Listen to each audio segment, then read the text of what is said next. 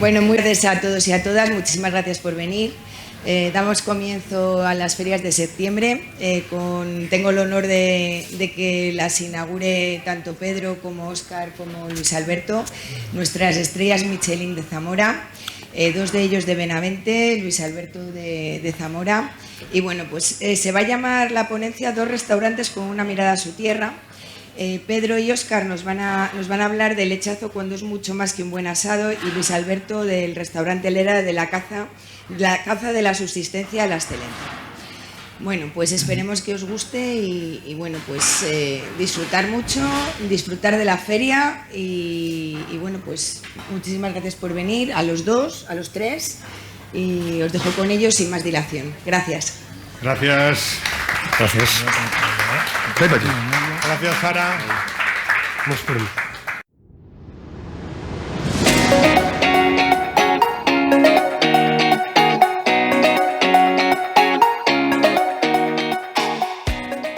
Buenas tardes. Un placer y un honor estar en casa y que nos pidiera Sara juntarnos con, además, a este que lo consideramos más que un amigo, sino un hermano, porque es un cocinero maravilloso, porque lo queremos mucho y porque es un incondicional de nuestra tierra y de lo que hacemos. Cuando Sara nos propuso dar una charla, pues en casa, para abrir las ferias, las fiestas de septiembre, la verdad que dijimos, joder, los cocineros, pero yo qué sé, para nosotros tiene una carga sentimental muy grande, y es lo que vamos a intentar mostraros, ¿no? ¿Qué somos o qué hacemos o qué es el ermitaño y qué es el Lera? En un ratito y en una charla, para intentar mostraros cuáles son nuestras inquietudes. Somos inconformistas. Somos cocineros, pero somos inconformistas. Somos inconformistas con todo lo que hacemos. No nos vale el hecho simplemente de un fuego, una cazuela, un sartén, un producto. Tiene que tener más cosas, ¿no? Siempre hemos dicho, tanto Óscar como yo, y seguramente Luis esté de acuerdo, que un gran plato no es cocina actual, cocina moderna, nueva cocina. No, un gran plato puede ser un plato totalmente conservador y tradicional. ¿Qué es un buen plato? Para nosotros un buen plato es materia prima. Tenemos la enorme fortuna de estar en una tierra maravillosa con una despensa agroalimentaria brutal, que en pocas ocasiones reconocemos. Deberíamos de sentirnos más orgullosos de lo que tenemos. Partimos de la base de que una buena materia prima, técnica, conocimiento, hay que saber lo que se hace, obviamente, ¿no? Técnica, conocimiento, y el tercer factor para que sea un gran plato son sentimientos. Y os puedo asegurar que si juntamos esas tres cosas, el plato es bueno, seguro, fijo. Pues nosotros es lo que intentamos hacer. Tanto el ermitaño como Lera, lo que intentamos es mostrar eso, las bondades que tiene nuestra tierra, con pues eso, el inconformismo de seguir investigando, de seguir luchando y sobre todo de seguir respetando los anteriores a nosotros, el legado, e intentando no dejar nada que no merezca la pena a los que vengan detrás, ¿no? Nosotros hemos basado esta charla en un producto que a nosotros nos vuelve locos, que es el lechazo. Y es un abanderado de nuestra tierra. Es un abanderado porque ¿quién no conoce el lechazo de nuestra tierra, no? Pero también es cierto que se ha encasillado mucho siempre en momentos estivales, temporales, festivos, y cocinado casi siempre de tres maneras, ¿no? Asado, guisado o tirando de parrilla o brasa. Y bueno, nosotros hemos hecho más cosas que os mostraremos. Pero para entenderlo, tuvimos la osadía de meternos en la piel de alguien que lo conocen mejor que nosotros. Así que, antes de seguir, os vamos a mostrar un vídeo para que veáis un poco más qué es el lechazo para nosotros. Nuestra tierra, Zamora y Benavente, nuestro refugio. Pelín más alto, Y el Manolo. lechazo, una de nuestras pasiones. Caía la tarde cuando el tañido de los cencerros predecía la llegada del verano. Aún recordamos al pastor, el dueño del callado, con el rostro curtido por el viento, acogiendo en su brazo lechazos tan pequeños que aún conservaban el calor del vientre materno, alumbrados minutos antes en los prados cercanos a nuestro pueblo. Nos gustaban de niños y ahora de mayores nos emocionan. Dorados al horno, al calor de la noble encina, es difícil no caer en la tentación diaria de degustarlos. No le faltaba razón al que en una ocasión nos exclamó: «Os van a hacer lana en vez de barba». Nuestra inquietud alimentaba las ganas de conocer más sobre el lechazo, y ampliamos conocimientos de la mano de quien consideramos un experto en ello, Eusebio, nuestro amigo, pastor y ganadero. Eusebio, ¿cuántos años llevamos con esta profesión que tú tanto amas? Desde los 11 años que empecé hasta aquí. Toda la vida. Más o menos. ¿Cómo crees o cómo consideras que la oveja está mejor alimentada para transmitírselo al lechazo? A ver, cada uno puede hacer lo que quiera, y estamos de las mías. ¿Y qué digo? Cebada, maíz, avena, pulpa, alfalfa, todo eso. Hago un revuelto más o menos a mi historia y salen del cordero y mantengo las rajas. Y lo que comen en el campo. ¿Qué rato te gusta más del lechazo? Ah, a mí las dos, porque las tengo las dos. Más finos y es, pero si quieres el churro más fino, vamos, estas, las que tengo yo, pero el castellano que está igual. ¿De cuánto tiempo te lo comerías? Yo de 25 días, 21, ¿Con cuánto peso? 11 kilos, 11 y medio, 10 y medio, de 12 no pasa nada tampoco. ¿Y a la hora de comerlo cómo te gusta? ¿Asado, guisado? Asado, algunas patatas, ¿Unas patatas asadas? tan deliciosas. ¿Horno de leña? Si podemos, sí, pero ¿Y la leña de qué? de cine. Del filtro, ¿no? ¿Está bien pagado tu trabajo? No, para mí no. Ahora, oye, yo me conformo, pero no para mí, ni para los agricultores, ni para el que se dedica a esto, incluso para el cocinero, tiene que ser duro. Los míos será jodido. Perdona la cámara por lo de jodido, pero los del cocinero, agárrate, las críticas que se tiene que llevar este pájaro. Yo desde aquí, en nombre de todos los cocineros de Castilla y León, te doy las gracias a ti como pastor por hacernos excelente un producto como es el lechazo. Y yo te doy las gracias a ti por venirnos a grabar estas ovejas, no para mí solo, para todos los ganaderos que están como yo en el mismo problema y están jodidos como yo. Oye, que coman, que disfruten y que vendan los corderos lo mejor que puedan. Esta es nuestra historia de cocina y los lechazos, cuando para nosotros es mucho más que un buen asado.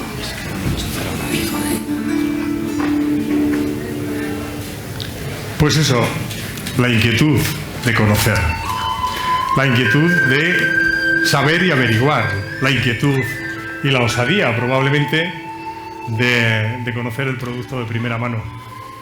365 días, 24/7.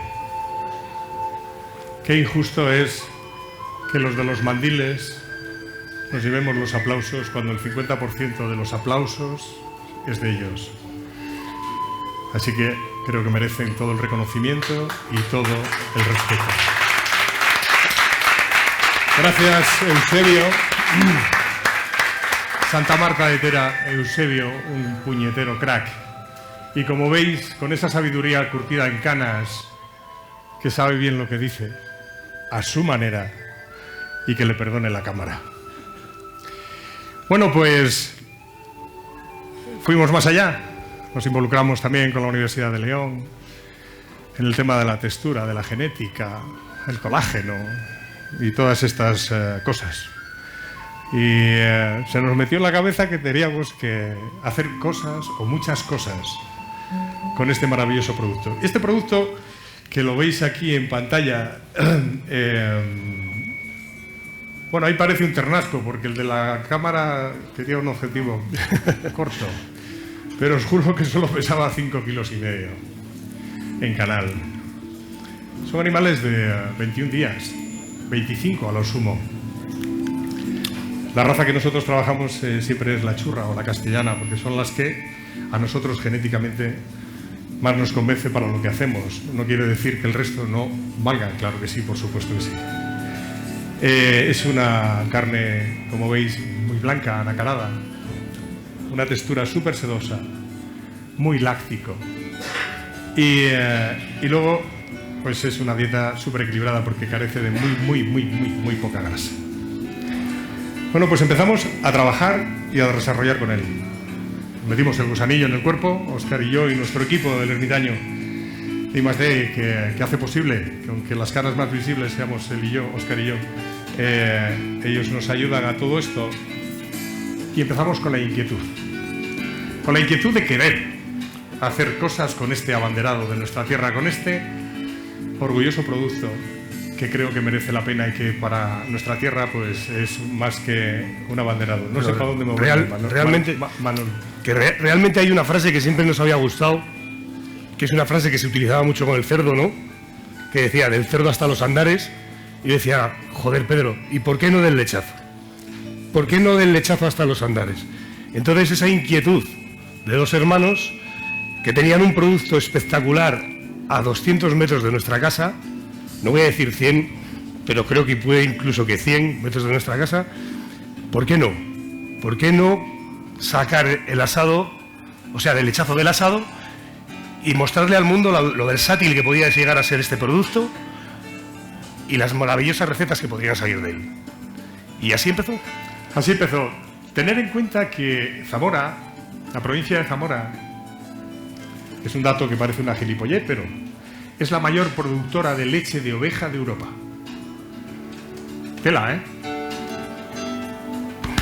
Zamora, ¿eh? La tierra que pisamos. ¿Cómo no va a haber cabaña ovina? ¿Es para rendirle un homenaje o no? Insisto, ¿eh? Con el 50% de los aplausos a los que lo consiguen, a los que consiguen ese producto. Bueno, pues nos metimos en faena y empezamos a hacer cosas como esta. Óscar. Por las marinadas en seco. ¿Por qué, si siempre se curó el jamón de cerdo, se curó la cecina de vaca, por qué no podíamos hacer algo parecido con el lechazo? Entonces esa inquietud empezamos a trabajar con las marinadas en seco. Marinadas basadas en sales mezcladas con azúcar mezcladas con pimentón, con especias, con hierbas aromáticas de nuestros huertos, de nuestra tierra, de ese olor a monte, de esos recuerdos que nos trae siempre nuestra cocina castellano-leonesa, de ese sabor de siempre. Y hacíamos diversas marinadas con pimentón, con especias, con hierbas, y probábamos cómo la estructura del producto cambiaba, ¿no? Cómo a la hora de cocinar teníamos otro producto totalmente distinto, otra forma de entender esa pierna de lechazo, otra forma de entender ese jarrete de lechazo, otra forma de verlo. Entonces nos abrió un abanico enorme, y ese abanico que nos abrió nos llevó a hacer otro tipo de marinadas, las salmorizadas, salmueras líquidas. Ya no eran secas, ya no queríamos deshidratar el producto, ya no queríamos hacer un jamón, una cecina, queríamos hacer algo más con el producto.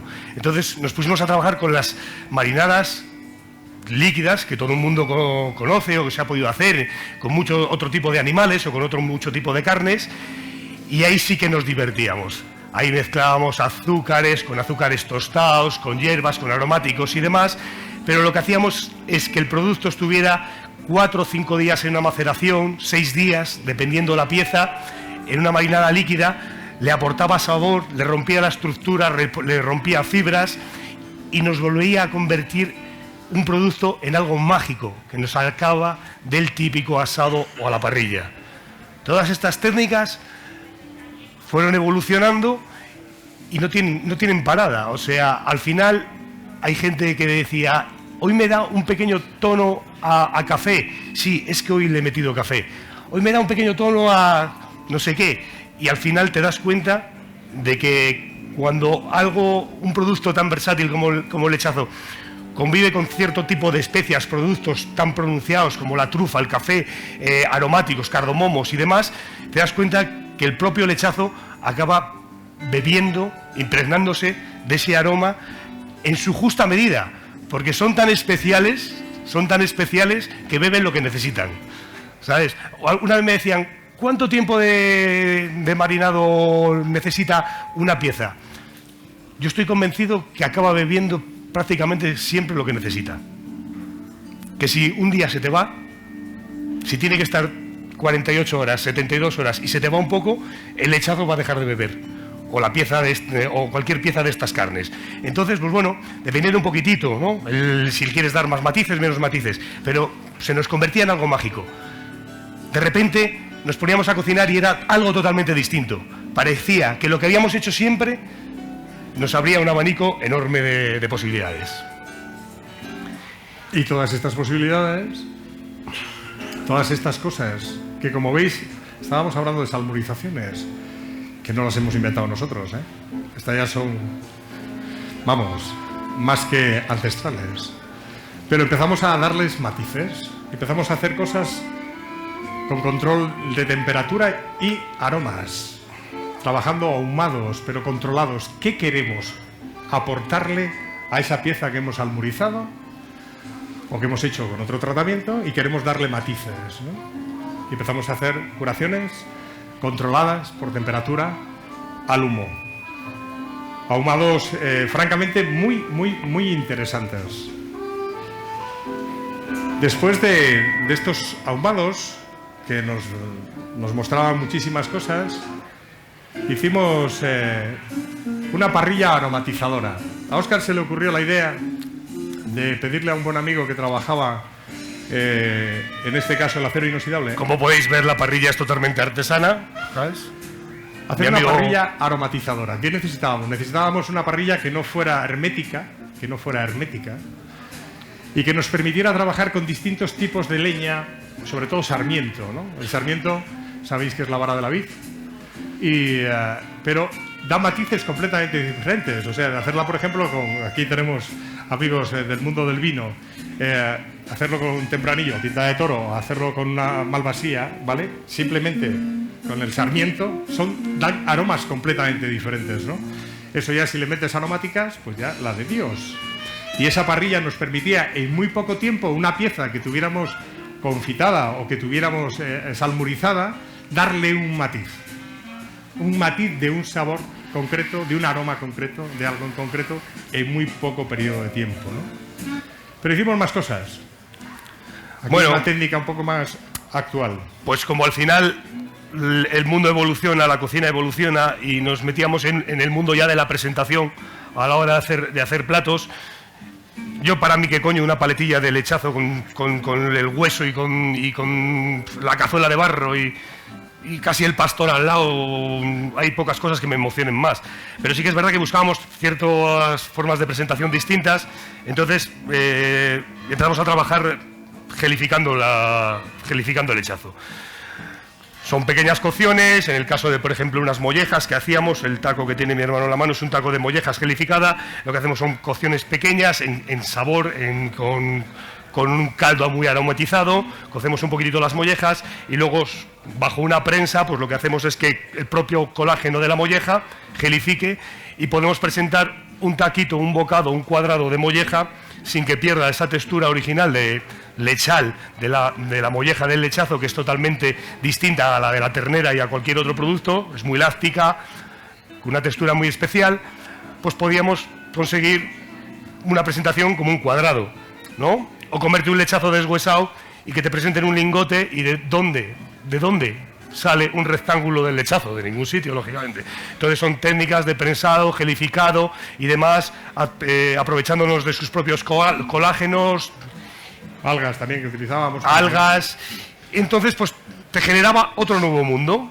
Decías, esto sigue, esto no para, ¿no? Entonces el gelificado también dio muchas posibilidades y muchas técnicas y dio lugar a muchas recetas en casa que hoy todavía siguen.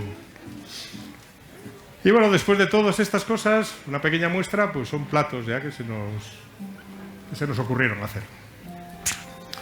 Platos llamativos. Esto es un pastrami. La parte más probablemente magra del lechazo, que es la pierna, ¿no? Pues hacer un pastrami. ¿Por qué? Bueno, pues porque considerábamos de que tenía muchas más alternativas y se podía llevar a mucho más, ¿no? Hacer una cocción más controlada, darle jugosidad a esa pieza, incluso mezclarla o atrevernos a mezclarla con grasas como por ejemplo podía ser una papada ibérica, cosas así que le aportaran cosas diferentes y jugosidad, pero una textura maravillosa sin perder nunca el hilo conductor de nuestro protagonista, o sea, el sabor láctico siempre de nuestro protagonista, porque es, insisto, un producto láctico. Ahí, Óscar, hicimos las rabas. A mí me encantan las rabas. Me encantan las rabas de calamar y yo quería hacer unas rabas de lechazo. La panceta de lechazo. Quería hacer unas rabas de lechazo, entonces, pues bueno, al final todas estas técnicas que aplicábamos antes, había una que era una especie de salmuerización que hacíamos, muy aromática, con pimentón, para recordar mucho a lo que era a lo que es ese embutido de aquí, de la tierra, ¿no? A base de pimentón, orégano y demás. Y la teníamos un tiempo en la marinada y luego la confitábamos a muy baja temperatura del horno, a 62 grados durante 12 horas, y nos dábamos cuenta que cortándola en tiras y haciéndolo en rebozado, cada uno que reboce las rabas como le apetezca, unos en harina de arroz, otros en harina de garbanzo, otros en harina de trigo, se puede hacer tempuras, lo que quieran. Nos dábamos cuenta de que podíamos hacer unas rabas, pero de lechazo. O sea, qué ricas están las rabas de calamar, porque unas rabas de un calamar de tierra, que también está cojonudo. Entonces, quedaba algo genial, unos chis muy graciosos. Las rabitas. De esta parte hemos llegado a hacer hasta unos torrendos de lechazo. Porque, mira que están buenos los torrenos de cerdo, ¿eh? ¿Quién no ha comido un torreno de cerdo, por favor? Pues el de lechazo está brutal. Es para que te den un cacharro, un cucurucho de estos, ¿sabes? Y apagar el móvil. Y no querer saber nada del mundo. Brutal. Aunque parezca que le han cortado a uno los dedos, son lenguas. Lenguas de lechazo. A nosotros la casquería nos vuelve loco. La casquería, tanto para Óscar que para mí y para Luis, nos parece algo increíble. Increíble. Pero la casquería lo único que tiene, señores, es pulcritud. Hay que ser pulcro. Trabajando y cocinando la casquería. ¿Por qué? Porque lleva tiempo, dedicación, ¿vale? Pero luego es un bocado increíble. Increíble. Bueno, pues para nosotros las lenguas es algo francamente muy interesante, ¿no? Las adobábamos un poquito, las curábamos un poquito al humo en ese horno controlado por temperatura. Para aromatizarlas las cocíamos en un caldo de verdura blanca y las marcábamos en plancha después de pelarlas y están pa' morir. Muy, muy buenas. ¿Qué es eso, Óscar?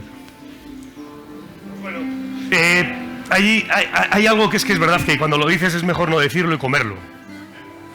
Yo siempre he dicho que con los ojos cerrados comemos de todo. Y si no te dicen lo que estás comiendo, cojonudo. Hasta que acabas. A mí me vuelven loco los sesos de lechazo. O sea, es algo que no puedo evitar. Los sesos de lechazo, para mí, creo que son la bechamel perfecta. Dicen que la salsa perfecta es la yema de huevo, ¿no? Esa es la salsa perfecta. Una yema de huevo, no hay textura ni nada que se le parezca a una yema de huevo simplemente rota o batida, ¿no? Pues para mí, los sesos de lechazo es una bechamel perfecta. O sea, poco hay que hacer con los sesos de lechazo para comerte algo tan cremoso. Lo que pasa que, claro, lo que dice Pedro, los sesos de lechazo vienen con su sangre, con su cosa, hay que trabajarlos muy bien.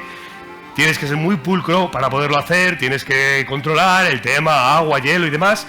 Pero bueno, luego estos están metidos en una marinada de soja que les da un sabor muy, muy característico y en una tempura. Hay un bar aquí en nuestro pueblo que lleva toda la vida y haciendo una cosa mágica que se llama talento, que es el ruedo, que ojalá Miguel siga muchos años haciendo talentos. Ahora no lo hace, pero podía volver a hacer. Miguel, vuelve al talento, por Dios. Lo necesitamos. Y yo creo que estamos muy acostumbrados los benaventanos a comer sesos de lechazo, algo para mí que tiene muchísimas posibilidades. Yo recuerdo en casa de mis abuelos, cuando asaban lechazo, la cabeza había bofetadas por los sesos. Es un bocado increíble, increíble, de verdad, una sutileza maravillosa. Y bueno, pues esto fue algo que hicimos con los lechazos, con los sesos.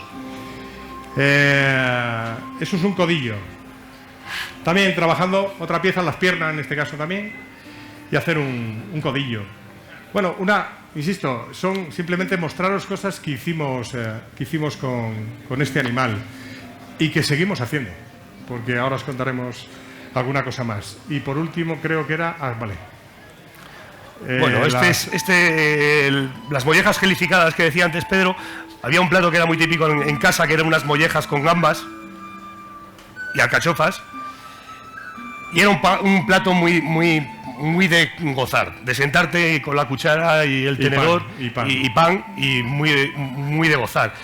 Ese plato se dejó de hacer, tuvo un periodo de 5, 6 o 7 años que no se dejó de hacer, empezaron a entrar nuevas técnicas de cocina, empezaron a entrar nuevas cosas a nuestra cocina, empezó a llegar gente joven que traía cosas del mundo, y bueno, pues al final ese plato de mollejas que era tan tradicional se convirtió en unas mollejas con gambas, con otras técnicas de cocción, las mollejas gelificadas, las alcachofas en chip y cocinadas a baja temperatura, y al final de un plato muy de mi mamá, que está por ahí, Hortensia, pues acabó siendo un plato un poquitito más de cocina actual, pero no deja de ser un grandísimo plato con los sabores de siempre. Es una muestra de las cosas que hemos ido haciendo y sobre todo, insisto, y lo he dicho al principio, de la inquietud. De la inquietud, que es la que nos mantiene y la que nos motiva y la que hace que hagamos estas cosas, ¿no? No las hacemos por mostrar que somos más que nadie. De verdad que es puro inconformismo con nosotros mismos. Es un deseo personal. Es un deseo que queremos hacer. Nadie nos pide que las hagamos. Las hacemos porque nos gusta y porque creo que lo merece. Porque creo que eso, que no nos creemos lo que somos, ni lo que tenemos, ni en dónde estamos. Y lo seguiremos haciendo. Este año el ermitaño cumple 35 años. Y el año pasado se nos ocurrió la idea de decir, creemos que es el momento oportuno para hacer algo que sea muy simbólico de la trayectoria del ermitaño, ¿no? Y aunque hacemos muchísimas más cosas con otros productos, obviamente, ¿no? Siempre se nos venía a la cabeza nuestro producto fetiche, el lechazo. Porque el 27 de octubre de 1989 se abrieron las puertas del restaurante, mi madre, mi padre, mi hermano y yo. Luego pues nos han acompañado un montón de gente, lógicamente en nuestras familias, sus hijos, su mujer, mis hijas, mi mujer, y un equipo detrás de nosotros maravilloso que ha hecho posible que esto camine. Pero este era un sentimiento también muy personal de Óscar y mío. Así que se nos ocurrió hacer un homenaje al lechazo.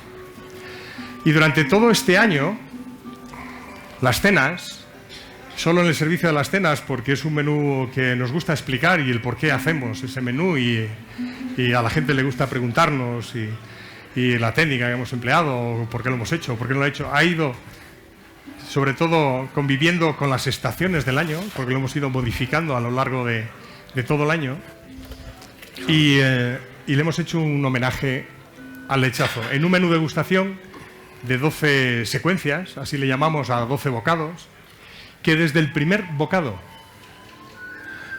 al último, el hilo conductor de todos los platos, de todas las secuencias, es este animal. O sea, estáis comiendo 12 platos que todos ellos llevan lechazo o parte del lechazo o algo del lechazo.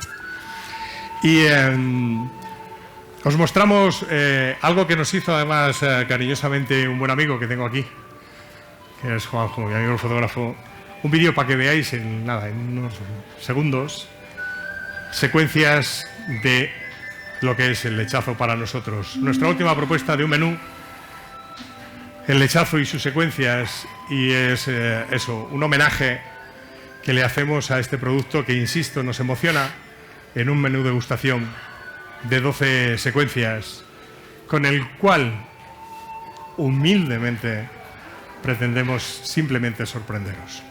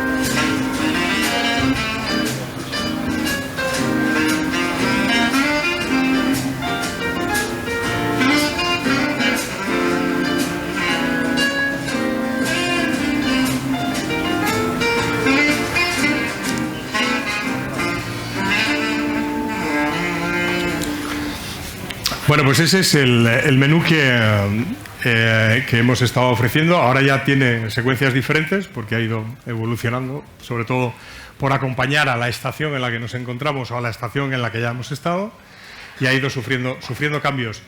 Pero ha sido eso, el sentimiento de mostrar algo que puede ser francamente muy, muy, muy versátil, ¿vale? Sacándolo del encasillado que os he dicho. Lo mantendremos hasta el mes de noviembre y si os apetece, pues ahí tendréis vuestra casa, ¿vale? Aprovecho, ¿no? Aprovecho. Ahora vamos a dar paso ahí a nuestro amigo. Simplemente nos despedimos luego. Creo que sí, si alguien nos quiere preguntar alguna cosa, pero primero vamos a dejar que intervenga Luis y de su ponencia, y nosotros nada, simplemente nos despedimos dando las gracias, perdonar por la chapa. Espero sobre todo que de alguna manera os hayamos ayudado a entender un poco más qué es lo que hacemos o por qué lo hacemos, y sobre todo no somos nosotros, ni Óscar ni yo, sino es el Ermitaño, el equipo del Ermitaño y toda esa gente que está detrás del producto que llega al Ermitaño. Fruticultores, ganaderos, hortelanos, paisanos, gente que está cerca de nosotros, que cada vez tenemos más claro y cada día más que intentamos por todos los medios fomentar la economía circular. Ya hasta nuestros platos nos los hacen artesanos y ceramistas, gente que trabaja el barro y el mármol de cerca de nosotros. Intentamos por todos los medios que nuestros productores sean lo más cercano posible, porque creo que, insisto, la mitad de los aplausos que en algunas ocasiones nos dais, la mitad es para ellos.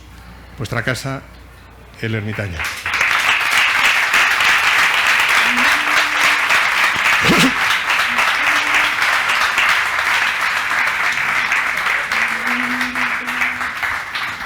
Te pongo ahí,